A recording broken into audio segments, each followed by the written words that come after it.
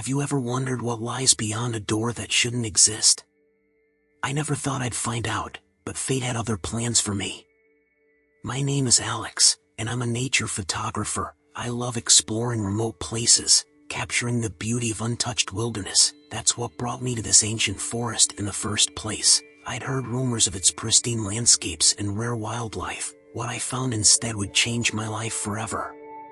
It was a crisp autumn morning when I set out on my hike. The forest was quiet, almost too quiet. No birds singing, no insects buzzing, just the crunch of leaves under my boots and the whisper of wind through the trees. I'd been walking for hours, snapping photos here and there. When I saw it, at first, I thought my eyes were playing tricks on me. In a small clearing ahead stood a door, just a door, no walls, no building, nothing else. Just a wooden door with peeling red paint, standing alone in the middle of the forest. My heart raced as I approached it. This didn't make any sense. How could a door be here, miles from any road or town? I circled around it, running my hand along the worn wood. It felt solid, real. This was no hallucination. The doorknob was cold to the touch, an old brass thing tarnished with age. I hesitated, my hand hovering over it. Every instinct told me to turn back, to forget I'd ever seen this impossible door, but curiosity got the better of me. I had to know what was on the other side. With a deep breath, I turned the knob and pulled. The door creaked open, revealing only darkness beyond.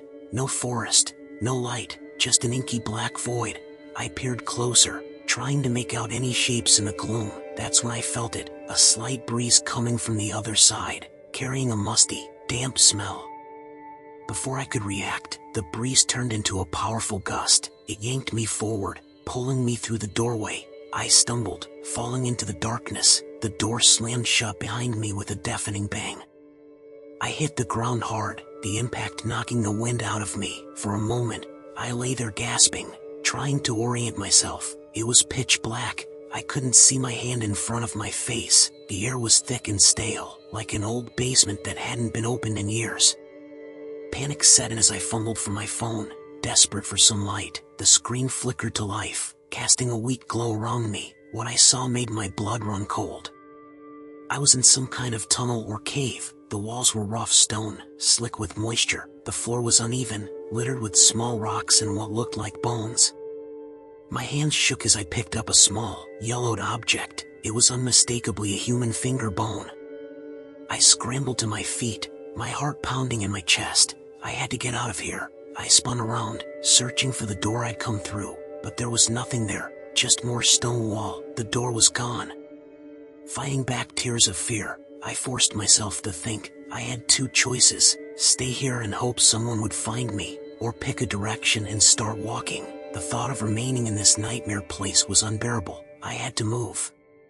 I chose to go right, keeping one hand on the damp wall as I walked. The tunnel seemed to go on forever, twisting and turning. Sometimes it would widen into larger caverns. Other times it would narrow so much I had to turn sideways to squeeze through. As I walked, I began to notice strange markings on the walls. At first, I thought they were just natural patterns in the rock, but as I looked closer, I realized they were carved symbols, ancient writing, maybe? Or something else entirely? They seemed to glow faintly in the light of my phone, pulsing with an otherworldly energy. The silence was oppressive, broken only by the sound of my footsteps and ragged breathing. But then I heard something else, a faint scratching noise, like claws on stone. I froze, straining my ears. It was getting closer. I turned off my phone light, plunging myself into darkness. The scratching stopped. For a moment, there was nothing but the sound of my own heartbeat thundering in my ears. Then I heard it, a low, rumbling growl that seemed to come from everywhere at once. I ran. I didn't care where I was going. I just knew I had to get away from whatever was making that sound. I stumbled through the darkness, scraping my hands and knees on the rough stone. The growling got louder, closer. I could hear the thing's heavy breathing now, the click of its claws on the rock. Just when I thought it would overtake me, I saw a faint light ahead. Hope surged through me. Maybe it was a way out. I pushed myself harder, sprinting towards the glow. As I got closer, I realized it wasn't daylight, it was fire. I burst into a massive cavern, lit by dozens of burning torches. In the center stood a group of robed figures, their faces hidden by deep hoods. They were gathered around a stone altar, chanting in a language I'd never heard before. They turned to look at me, their chanting falling silent. For a moment, we all just stared at each other. Then one of them spoke, their voice echoing off the cavern walls. "The sacrifice has arrived," they said. "Let the ritual begin." Terror gripped me as the figures started moving towards me. I turned to run, but the entrance to the cavern was blocked by the creature that had been chasing me. It was massive, easily twice my size, with leathery skin and rows of razor-sharp teeth. I was trapped. The robed figures surrounded me, their chanting growing louder. I felt my consciousness slipping away as they dragged me towards the altar. The last thing I saw before everything went dark was a gleaming obsidian knife, raised high above me. I woke up gasping, my body drenched in sweat. I was in my tent. Sunlight filtered through the fabric, birds chirping outside. Had it all been a dream? I unzipped the tent, stumbling out into the forest. Everything looked normal. No mysterious door, no dark caves, just trees and sky in the soft morning light. I laughed, relief washing over me. It had just been a nightmare, nothing more. As I started packing up my campsite, something caught my eye. There, half buried in the leaves, was a small object. I bent down to pick it up, my blood turning to ice as I realized what it was. A yellowed human finger bone. The dream came rushing back, every terrifying detail crystal clear in my mind. But it hadn't been a dream at all, had it? Somehow, I'd escaped that underground nightmare and made it back here, but how? I looked around wildly, suddenly sure I was being watched. The forest seemed different now, darker somehow. The trees loomed over me, their branches reaching out like grasping fingers, and in the distance, barely visible through the thick foliage, I saw a flash of red. The door. It was still out there, waiting, and whatever lay beyond it hadn't finished with me yet. I knew, with a certainty that chilled me to my core, that this was only the beginning. I grabbed my backpack and ran, desperate to get back to my car, to civilization, to safety. But as I fled, I could hear it, that low, rumbling growl, following me through the trees. The weeks that followed were a blur of sleepless nights and paranoid days. I couldn't shake the feeling that I was being hunted, watched by unseen eyes. Every shadow seemed to hide a robed figure, every dark corner concealing that monstrous creature from the caves. I tried to tell people what had happened, but no one believed me. They said I must have gotten lost in the woods, that the stress and isolation had caused me to hallucinate. Even when I showed them the finger bone, they dismissed it as an animal remain or a macabre practical joke. But I knew the truth. The door was real, and what lay beyond it was more terrifying than anything in this world. I became obsessed with finding answers. I pored over ancient texts, spoke to experts in folklore and the occult. Slowly, a picture began to emerge. The door, it seemed, was not unique. Throughout history, there had been accounts of similar phenomena, portals to other realms, hidden gateways to places beyond human understanding. Some called them thin places, where the veil between worlds was weak. But the more I learned, the more I realized how little I truly knew. The symbols I'd seen in the cave defied translation, belonging to no known language or culture. The robed figures and their rituals hinted at secret societies operating in the shadows for millennia. And always, there was the sense of being watched. I'd wake up in the middle of the night to find my windows open, a cold breeze carrying that familiar musty smell. Sometimes, I'd catch glimpses of hooded shapes out of the corner of my eye, vanishing when I turned to look. I knew I couldn't run forever. Whatever force I'd encountered in that forest, it wasn't going to let me go so easily. I had to face it, to understand it. Maybe then I could find a way to end this nightmare. That's why I'm going back to the forest, back to the door. I'm writing this down in case I don't return. If you're reading this, please, don't make the same mistake I did. If you ever find a door where no door should be, walk away. Some mysteries are better left unsolved. As I write these final words, I can hear that growl again, closer than ever before. The air grows cold, and I smell damp stone and decay. I think they've found me. The door is here, in my room, red paint peeling, brass knob gleaming in the darkness. It's opening. I don't want to go, but I have no choice. They're calling me, pulling me towards that inky blackness beyond the threshold. I can see hooded figures reaching out, their hands pale and skeletal. The creature lurks behind them, its teeth glinting in the torchlight. This is it, the end of my story, but perhaps the beginning of something else, something ancient and terrible, awakening after eons of slumber, and I, foolish mortal that I am, have helped set it free. If you ever find yourself in that forest, and you see a solitary red door standing alone among the trees, I beg you, run, and never look back, because once you open that door, once you step through, there's no coming back. Not really. A part of you will always remain there, in the darkness, waiting. The door stands open now, a yawning portal to a realm of nightmares. I can feel myself being pulled towards it, my feet moving of their own accord. The robed figures chant my name, their voices a haunting chorus that echoes through my mind. As I cross the threshold, I turn back one last time. I see my room, my normal, everyday life. It all seems so small now, so insignificant compared to the vast, terrifying wonders that await me. The door slams shut, and I am engulfed in darkness once more, but this time, I am not afraid. I am curious. What secrets will I uncover in this realm beyond reality? What truths lie hidden in the shadows? I step forward, into the unknown. The journey that began with a simple door in the woods now stretches out before me, an eternity of mystery and horror, and somewhere, in a quiet forest, that red door still stands, waiting, always waiting. For who will be next to turn the knob? As my eyes adjust to the gloom, I realize this cavern is different from the ones I encountered before. The walls are smoother, almost polished, and covered in intricate carvings. They seem to move in the flickering torchlight, telling stories of ancient gods and forgotten worlds. The robed figures surround me, their chanting growing louder. I can feel their excitement, their anticipation. They've been waiting for this moment for a very long time. One of them steps forward, lowering their hood. I gasp as I see their face, or rather, the lack of one, where features should be. There is only smooth, blank skin, yet somehow, I know they're looking right at me. Welcome, traveler, a voice echoes in my mind. You have been chosen. Chosen for what? I ask, surprised to find my voice steady despite my fear.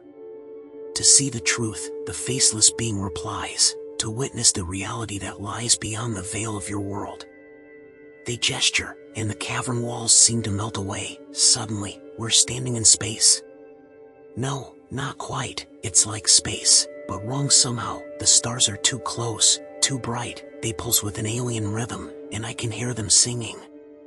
This is the space between spaces, the being explains, the realm that exists in the cracks of reality. We are its guardians, its keepers, and now, you are one of us. I want to protest, to say I never asked for this, but as I look around at the impossible beauty and terror of this place, I feel something stirring within me, a sense of belonging, of coming home. The other robed figures gather around, placing their hands on my shoulders. I feel a surge of energy flowing through me, changing me. My skin tingles, my vision sharpens. I can suddenly see colors I never knew existed, hear sounds beyond human perception. The door you found, the faceless being continues, is one of many. They appear to those who are ready, those with the potential to transcend their limited existence. You are the first in many centuries to make it this far. As they speak, I begin to understand. The door wasn't just a portal to another place, it was a test, a way of finding those rare individuals who could perceive and navigate the higher realities that exist alongside our own. But why me? I ask. I'm nobody special. The being's blank face somehow manages to convey amusement. You were curious, they say. You were brave enough to step through when others would have turned away. That alone makes you special. They show me visions of other doors, other travelers. Some made it through, joining the ranks of these interdimensional guardians. Others, well, I try not to dwell on their fates. You have a choice now, the being tells me. You can return to your world, live out your life as if none of this ever happened. We will remove the memory of this place from your mind, or, I prompt, already knowing my decision. Or you can stay, learn our ways, help us maintain the balance between realities. It won't be easy. There are forces out there, ancient and terrible, that seek to break down the barriers between worlds. We stand against them. I think about my life back home, my job, my friends, my family. It all seems so small now, so limited. How can I go back to that after seeing this? I'll stay, I say, surprised by the conviction in my voice. I want to learn. I want to understand. The faceless being nods, seeming pleased. Then let your training begin. What follows is beyond description.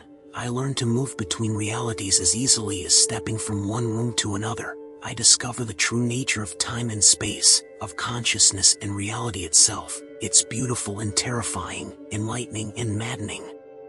I meet beings from dimensions so foreign that merely perceiving them threatens to shatter my sanity. I learn to fight creatures that exist outside of time, to heal rifts in the fabric of reality itself. Through it all, I never forget that red door in the forest. Sometimes, in quiet moments, I wonder about the life I left behind. Do my friends and family miss me? Did they search for me when I vanished? Or did the guardians alter reality, erasing all traces of my existence? Years pass, or maybe it's centuries. Time moves differently here, in the space between spaces. I've changed so much that I barely recognize myself. My body has become a vessel for energies beyond human comprehension. My mind has expanded to encompass realities I once couldn't even imagine. But lately, I've been feeling restless. The mysteries of the multiverse no longer satisfy me like they once did. I find myself longing for simpler things, the feel of grass under my feet, the warmth of the sun on my face. The faceless being, my mentor, my guide through all of this, notices my distraction. You're thinking of home, they say. It's not a question. I nod, not trusting myself to speak. It's not uncommon, they tell me. Many who join our ranks eventually feel the pull of their original reality. Some choose to return. Is that possible? I ask, hope and fear warring in my chest. It is, they say, but know this, you can never truly go back. The knowledge you've gained, the things you've seen, they will always be with you. You will never again see your world the same way. I consider this, weighing the pros and cons. Can I really give up everything I've learned, everything I've become? But then again, can I spend eternity as a guardian of realities, never again knowing the simple joys of a normal life? In the end, the decision is easier than I expected. I want to go back, I say, my voice barely a whisper. The faceless being nods, showing no sign of surprise or disappointment. Very well, but remember, the door swings both ways. Should you ever wish to return, you need only find it again. With a wave of their hand, reality shifts around us. Suddenly, we're back in that forest clearing where it all began. The red door stands before us, just as I remember it. This door will take you home, the being explains, but it won't be the exact home you left. Time has passed differently there. People have moved on, lives have changed. Are you prepared for that? I take a deep breath, steeling myself. I am. The being reaches out, placing a hand on my shoulder. Then go, with our blessing, and remember, once awakened, the eye cannot be closed. You will see things others cannot. You will know truths they can never comprehend. It may be a blessing, or a curse. That choice is yours. With trembling hands, I reach for the doorknob. As I turn it, I look back one last time at the being who has been my guide, my teacher, my friend. Thank you, I say, for everything. They nod, their featureless face somehow conveying a smile. Until we meet again, traveler. I step through the door, and the world dissolves around me. I'm falling, spinning, tumbling through realities. Glimpses of other worlds, other lives, flash before my eyes. And then, I'm standing in my old apartment. Everything looks exactly as I left it, down to the half-empty coffee mug on the table. For a moment, I wonder if any time has passed at all. But then I catch sight of myself in the mirror. I've aged, not drastically, but enough to notice. There are lines around my eyes that weren't there before, a touch of gray at my temples. How long have I been gone? With shaking hands, I pick up my phone. The date on the screen makes me gasp. 5 years. I've been gone for 5 years.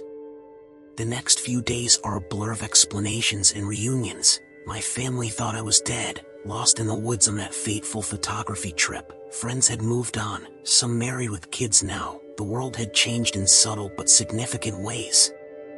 I try to slip back into my old life, but it's harder than I imagined. How do you explain where you've been when the truth is so unbelievable? How do you pretend to be normal when you've seen the very fabric of reality unravel? At night, I dream of impossible geometries and beings beyond comprehension. Sometimes, I wake up to find strange symbols carved into my bedroom walls, my hands covered in paint I don't remember using. And always, I feel the pull of that other world, the knowledge that somewhere out there, a red door is waiting for me. Weeks turn into months. I go through the motions of a normal life, but my heart isn't in it. I find myself wandering in forests, searching for that clearing, that door, but it never appears. Then, one night, everything changes. I'm jolted awake by a familiar sound, that low, rumbling growl I heard in the caves. My room is dark, but I can sense something moving in the shadows. Heart pounding, I fumble for the light switch. As the room illuminates, I see it, a tear in reality itself, hanging in the air like a jagged wound. Through it, I catch glimpses of that other world, hear the chanting of the robed figures. The creature from the caves is halfway through the rift, its massive form barely squeezing through. Its eyes lock onto mine, filled with hunger and ancient malice. In that moment, I understand the choice I made to return to this world. It had consequences. I left a door open, a path for things that should never enter our reality. I have to make a decision right now. Do I run, try to escape? Or do I face this threat, use the knowledge and power I gained to protect this world? As the creature lunges towards me, I make my choice. My hands move in patterns I'd almost forgotten, weaving energies invisible to normal human eyes. The air crackles with power as I stand my ground. I am no longer just Alex, the nature photographer who stumbled through a mysterious door. I am a guardian of realities, a protector of the veil between worlds, and I will not let this abomination destroy everything I love. The battle that follows defies description in human terms. Reality bends and warps around us as we clash. I draw on every lesson, every secret I learned in that other world. The creature is strong, ancient, but I have something it doesn't, a connection to this world, a reason to fight. As dawn breaks, it's over. The creature lies defeated, slowly dissolving into nothingness. The rift seals itself, leaving no trace of the night's events. But I know this is just the beginning.